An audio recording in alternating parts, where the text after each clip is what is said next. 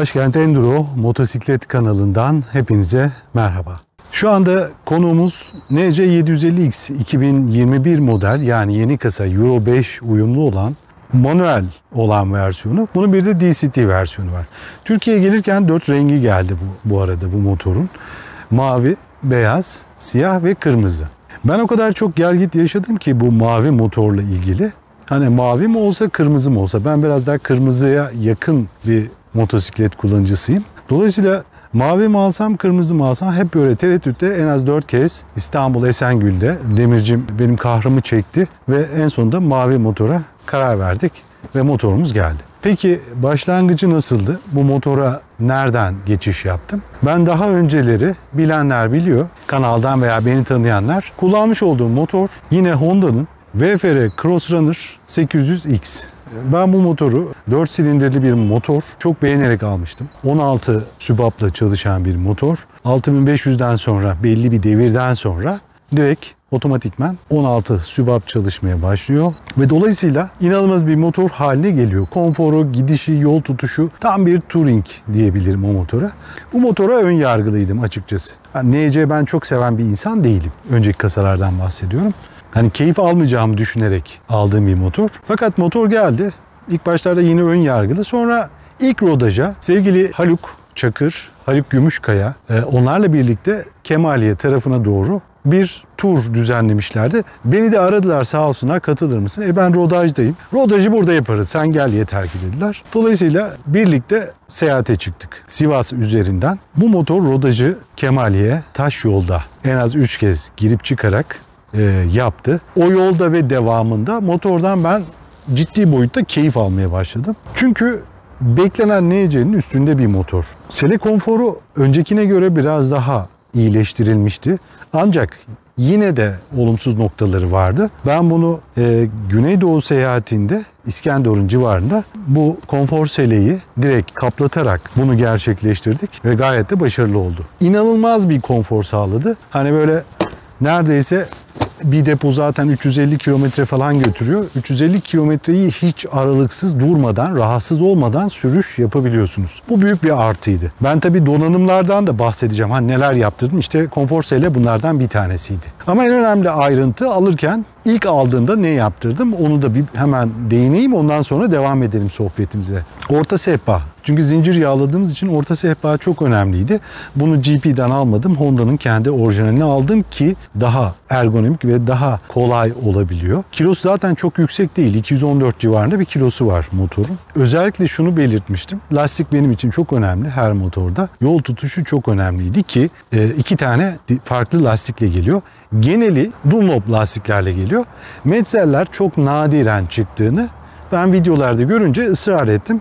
Ve özellikle lastiğinin metzeller olmasını belirttim. Sağ olsunlar, onlar da çok yardımcı oldu Esengül.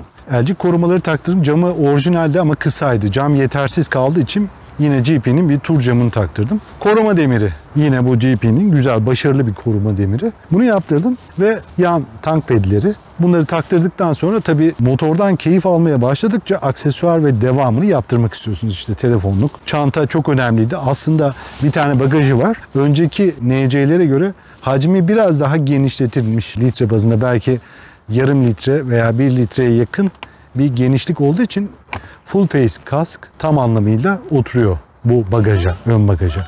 Ancak çene açılır kasklar orta göze sığmıyor. Ve ben şu an çene açılır Nolan'ın bir kaskını kullanıyorum. Dolayısıyla kaskımı buraya koyamıyorum. O yüzden bagajı kullanmak zorunda kalıyorum. Bu kadar yol yaptık. 13.000 kilometre, şehir içi de değil. Tamamı şehir dışı. Neredeyse Türkiye'nin tüm Akdeniz kıyılarını dolaştım ve Güneydoğu'nun Nemrut Dağı'na kadar, videolarda var zaten, görebilirsiniz. Bu motorla yol aldım. Motor bana inanılmaz keyif vermeye başladı. Çünkü öncekiyle hiçbir alakası yoktu motorun. Neden yoktu? İşte elektronik gaz kolunun oluşu, 4 farklı sürüş modunun olması. Yakıt zaten hepsinde aynı. Ben özellikle büyük hacimli en az yakan motorlardan birisi olarak adlandırıyorum NC750X'i. Viraj alırken yatışları inanılmaz güzel motorun. Çünkü ağırlık dengesi tamamen en alt seviyeye yerleştirilmiş vaziyette. Dolayısıyla viraj alırken hiçbir sıkıntı yaşamıyorsunuz. Emin bir şekilde girip yine emin bir şekilde virajdan çıkış yapabiliyorsunuz. Bu büyük bir artı. Aydınlatma hep değinildi ilk geldiğinden beri. Dediler ki aydınlatma sorunu var. Tam detaylı aydınlatma veremiyor. Hayır, çok da âlâ veriyor. Ben ışık olmayan birçok yolda sürüş yaptım. Bir VFR kadar aydınlatmıyor. Evet, kesinlikle doğru. Ama bir sis farı taktırdığınızda bu sorun zaten tamamen ortadan kalkacaktır. Taktırmayabilirsiniz çünkü beyaz ve led olan farları yeterince aydınlatıyor. Benim bir de en çok dikkatimi çeken bu motor geldiğinde ya dedim bunu yapmışlar. Tek bir disk koymuşlar. Frenleri acaba tutar mı tutmaz mı, zayıf mı kalır? Bu da bende endişe yaratmıştı. İlk tabii rodajdaki belli bir kilometrede bunu çok tedirgin sürüyorsunuz ama sonrasında frenlerin başarılı olduğunu bizzat test ettim ve gördüm. Bu da önemli artılarından bir tanesiydi. Motorun kütükleri. Honda zaten kütükler konusunda çok başarılı. Tuşlar, düğmeler gerçekten başarılı bir iş yapıyor, iş çıkarıyor. Bir de benim rahatsız olduğum en büyük hususlardan bir tanesi şuydu. Yol boyu giderken oturuş pozisyonu, hatta onu göstermek istiyorum size ki oturuş pozisyonu çok önemli. Benim boyum yaklaşık 1.82. Ayaklarım gördüğünüz gibi tam anlamıyla yere basıyor ve motoru tutabiliyorum. Motora hakimim.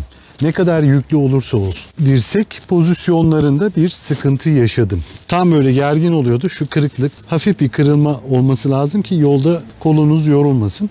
Bunun için birçok yerde araştırdım. Bu gidon yükseltmenin çok sağlıklı olmadığını, kabloları biraz daha gerdiğini hep dile getiriyorlardı ama biz bunu İskenderun Honda bayiinde uyguladık. Uyguladıktan sonra benim tamamen sürüş dinamiğim değişti ve çok başarılı. O kolumdaki ağrı hissiyatı tamamen kalktı. Olumlu yönü çok fazla. Bunların hepsini sayıyoruz. Frenler başarılı, ışıklar, aydınlatması, işte SL konforu bir öncekine göre. Bunlardan hep bahsettik ama olumsuz gördüğüm benim noktalar en olumsuz. Önceki seyahatlerimde buraya yükü yükleyip buraya bağlıyordum. Her benzinlikte yaklaşık 350 kilometrede yani benzin almak benim için eziyet haline geldi. Bağladığınız tüm bağlantıları sökmek zorunda kalıyorsunuz. Bu yakıtı alabilmek için bütün her şeyi aşağı indiriyorsunuz. Sonra yakıtınızı alıyorsunuz. Tekrar bunu kapatıyorsunuz. Hani bu hem avantaj, denge açısından evet büyük bir avantaj. Ama aynı zamanda da eğer seyahate yüklü gidiyorsanız dezavantaj haline geldi benim için. Olumsuz gördüğüm noktalardan bir tanesi buydu. İkincisi, keşke göstergeye sıcaklıkla ilgili derece göstergesinde koymuş olsalardı daha başarılı olacaktı diye düşünüyorum. Son olarak dururken yan ayağı açmak, bazen ayakkabınız takılıyor vesaire. Her şekilde açıyorsunuz sonuçta da. İnce ufak olumsuz olarak gördüğüm başka herhangi bir olumsuzluğu yok motorun. 2021 NC 750X ile zorlu yollarda birçok arazi, köy yolları, ara yollara da girdik. Hiçbirinde Afrika'yı arattırmadı. Açık ve net olarak söylüyorum. Ben gerçekten bu motordan memnunum. Motor tavsiye edebileceğim bir motor. Hani Türkiye genelinde. Hem büyük hacimli olması ve az yakması nedeniyle gerçekten alınabilir en iyi motorlardan birisi. Özellikle bu Euro 5 normlarına uyarlanmış yeni kasası tam bir efsane. Gruptan tanıdığınız sevgili Kutay da yanımda, eski bir NC kullanıcısı. Kendisinde daha önce kaç modeldi seninki? 2016 model. 2016 model bir NC kullandı. Biraz daha yüksekti. Ben senin motoruna da bindim. Tabii yolda biz motorlarımızı değiştik. Evet. Bu motoru sen de kullandın. Ben genel hatlarıyla anlattım. Evet. Hani VFR'den buna geçen birisi olarak motoru çok beğendiğimi zaten dile getirdim ama sen de eski NC ile kıyaslayabilecek bir insan olduğun için bununla sen de bayağı bir yol yaptın. Evet. Bu özellikle güneye doğru seyahatimizde. Sen nasıl tanımlarsın? Nasıl gördün? Nasıl buldun? Hani kendi motorumla kıyasladığımda çok gerçekten farklar olduğunu gördüm. Dediğin gibi biraz motor sanki biraz daha asfalta yakın ve daha güvenli, evet, daha güvenli tamamen sürüşü veriyor gibi geldi bana. Frenleri mesela hep dile getirildi. Evet, frenlerim biraz zayıf olduğu vesaire. Arka frenim zayıftı benim 2016 modelde. Bunda çok başarılı olmuş ya. Bunda çok güzel olmuş. Hani yani tam oturmuş. Şu tek disk oluşuna hep değiniyorduk ya. Evet, niye bu motorlara? Ya 750'nin üstüne çıktınız madem. 750 cc'lik bir motor ürettiniz. Evet. Neden çift disk koymuyorsunuz? Çinliler bunun hepsini koyuyorlar. Evet. Hatta 500'ün üstündeki tüm motorlarında var. Evet. Ama ilk rodajdaki kadar başarısız değil. Sonrasında ben çok güvenli bir fren kaliper sisteminin olduğunu Evet. gözlemledim. Evet. Zaten Nissin kullanıyor Honda genelde tüm motorlarında. Gidon yükselttik. Buna da şey yaptım. Bu da herhalde evet. iyi olmuş. Bence bu da çok arttı. güzel oldu. Evet. Bu yani gidon yükseltme kesinlikle bunda benim 2016 modelinde de vardı gidon yükseltme. Öbüründe gerçekten biraz alçakta kalıyor. Yani biraz daha böyle Aşağı öne doğru değil mi? eğilme Kollar biraz oluyor. daha gergin oluyor. Şu Yani, kırılma olmuyor. Evet, yani. uzun yolda özellikle yoruyordu açıkçası ama senin motorda da benim motorda da dahil çok daha güzel olduğunu düşünüyorum. Evet. Gidon yükseltmenin. Zaten bir de şundan bahsedelim. Vites geçişleri, yani şanzımanı gerçekten çok Efsane. başarılı, Evet. efsane. Evet. Yani tıkır tıkır saat gibi işleyen bir şanzımana sahip. Vites aralıkları çok iyi, çok başarılı, iyi, çok torku güzel. iyi. Evet, evet, Neden? evet. İşte bu elektronik gaz. Evet. gaz kolunu koymuş olmalarından dolayı gerçekten başarılı. Yani gaz tepkimeleri çok daha güzel. Çünkü 2016 modelinde elektronik gaz sistemi yoktu. Ama senin motorda gerçekten bunu çok güzel başarmışlar. Çok da güzel olmuş. Onu ben de yaşadım senin motorda. Açıyorsun, bir anda yığılma yapıyor, bırakıyor. Evet. Ama bunda öyle değil. Kademeli olarak düşürüp bir anda gücü falan da çok güzel gücü olmuş. alabiliyor. Kesinlikle. Torku gerçekten güzel. Hani kendi hacmine göre başarılı bir torku var. Son hızı, top speed'inden de bahsedeyim. Normalde ben çok verilerden bahsetmedim. İşte silindiri, işte beygiri, şudur, budur, bunlara girmedim. Ses değişmiş. Evet. Önceki NC'lere göre sesi gerçekten hoş bir ses veriyor. Evet. Dinamiğinizi daha da böyle artırıyor. Hoşunuza gidiyor. Tok bir sesi var. Hatta çalıştırmak istiyorum. Güzel bir sesi var. Frenler başarılı dediğimiz gibi. Tuş, kütükler Çok aynı güzel. şekilde çok başarılı. Benzin çok maliyetli olduğu için çok yakmasın. Ama Motorlar 3,5 zaten yakmıyor ki. değil mi? Zorlasanız bile, bakın bu da önemli bir artı. Evet. Yani normalde 3,5, 3,2 görebiliyorsunuz. Hani zorlasanız en tapa gaz gittiğinizde 4'ü gösteremiyorsunuz. Yani 4, en fazla 4 yakıyor motor. Evet. Ben üstüne çıkmadım hiç şimdiye kadar. Gayet başarılı. 350 kilometrede yol yapıyor bir depoyla. Evet. Bu arada. Bakım aralıkları büyük hacimli motorların çoğunda, Çin motorları hariç diyorum. Bazı Çinlilerde daha düşük. Evet. 500 kilometrede rodaj yapılıyor. Sonra Tabii. aralıkları neydi? 3. Benim mesela motorumda 300'lük motorum var. Watch 300 DS Aha. var. Onda 500 kilometre ilk rodaj bakımı, 1000 kilometre tekrar bir rodaja giriyorsun. Ondan sonra 2000 gidiyor. 2000 gidiyor. Evet. Bu motorda da 6000. Aslında daha yüksek konulabilirmiş. 6000 de bana göre biraz daha az olmuş ama herhalde Türkiye şartlarından dolayı biraz daha servis maliyetleri, motoru satarken servise çağırmak için belki de bu aralığı tutuyorlar. Normalde bu 10.000 gider bence. Gider. Ama 6000'de bir bakıma giriyorsunuz. Evet. Garanti kapsamında. Bunu da belirtelim. Araçlarda da satışı yaptıktan sonra asıl parayı servisten kazanıyorlar. Tabii, O 2 yıl garanti, hatta garanti uzatıyorlar bir para karşılığında. Bunu 5 yıla çıkarıp sürekli sizi servise bağlamak adına.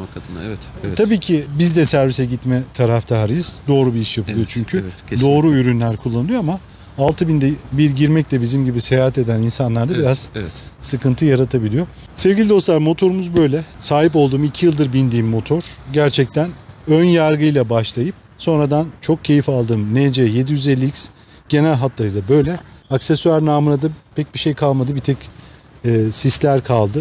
Hani ilave onu taktırabilirim. Aslında ona da çok ihtiyaç duymuyorum ama takılırsa daha da güzel olur. Özellikle karanlık ve taşra yollarında, hani aydınlatma Hiç olmayan. aydınlatma olmayan yerler. Çünkü biz genelde normal yoldan gitmiyoruz. Evet. Arayolları tercih ettiğimiz için. Aynen. Evet. Dolayısıyla bir tek o takılabilir. Onun haricinde yapılması gereken her şeyi yaptırdım. Zaten motorlar çıplak geliyor. Bütün hepsi. Evet. Çinliler hariç. Çinliler bunu koyuyorlar. Çünkü Hepsini, bütün aksesuar hani dahil. piyasada tutunmak için mutlaka aksesuar koyuyorlar ki bu motorlara biraz daha yaklaşalım, cazip hale gelsin diye. Evet. Şimdi Kutay'ın da beklediği bir motor var. Onu bahsetmeyeyim şimdi. Sürpriz olsun. Geldiğinde inşallah çekimini yaparız. Beraber, çok merak kısmet ettiğim olursa. bir motor bu arada. Evet. Gerçekten merak edilen bir motor. İnşallah 2-3 aya kadar İnşallah. gelir. İnşallah. Biz de çekimini yapmış oluruz. Zaten fuarda herhalde muhtemelen bir görücüde olacak motor. Evet. İnşallah orada. Fuarda da olacağız bu arada. Fuara Evet, gideceğiz. evet, Orada da inşallah. çekimlerimiz olacak. Tabii.